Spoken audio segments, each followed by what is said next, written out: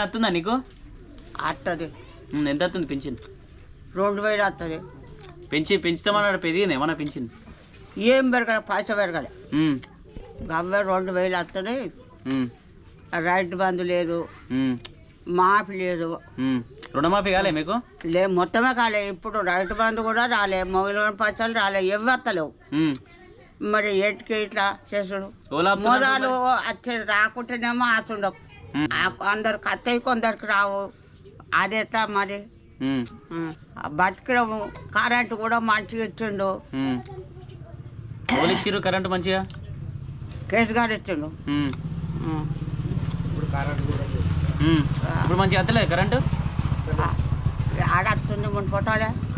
నేను చూస్తుండ ఇంటనే పట్టి ఎటు పట్టున్నట్టు చూస్తాను. ఇంట్లో మంచిగా ఉంటుందా కరెంటు? మరి ఓ పాటు ఉంటుంది, ఓ పాటు ఉండదు. అప్పుడు కేసీఆర్ ఉన్నప్పుడు అన్ని మంచిగా పడ్డాయి రైతు బంధు ఇట్లా? పడ్డాయి.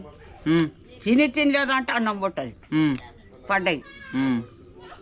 రుణమాఫీ అన్నారు, రుణమాఫీ లేదు.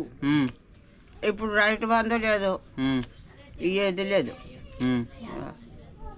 ఏం చేస్తాడు మరి? అన్ని వాడుతున్నాయి, అన్ని పింఛన్లు పెంచినా అని చెప్తుండ్రు రేవంత్ రెడ్డి. ఒక్క పైసా వాళ్ళు అడుగు. పెంచినాడు కదా పింఛన్లు, 4000 వస్తున్నాయి. వాళ్ళకి ఇచ్చిండు. మనుషులు తోటలో మీకే ముసలిళ్ళకి పెంచినా అంటుండు. అసలే లేదు.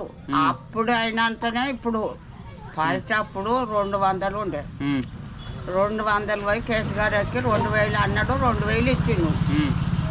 ఇప్పటికి కూడా గవ్వే 2000 వస్తున్నాయి. ఒక పైసా లేదు, 2 పైసలు లేవు. ఈ భూమి పైసలు లేకపోయా, కాపులోను లేకపోయా. మళ్ళా కొందరికేమో మాఫీ అయితే కొందరికేమో మాఫీ కావు. ఇప్పుడు ఎయ్యరా అంటే వేసేం పుణ్యమే, ఎకేం పుణ్యం మాకు. అందరికి రాకపోతే ఏమనిపోయేది? నువ్వు తింటివి, నన్ను ఎండబెట్టివి, నేను తిని నేను ఎండబెట్టి కానీ మంట ఉంటుందా? ఉండదా? మరి అదే ఎందుకోసం? మొత్తానికి ఒకటి ఆశ ఉండకు. కొంతమందికి ఎత్తావు, కొంతమందికి ఒక్కుంటావు. ఏమిటో నాకు తెలియదు.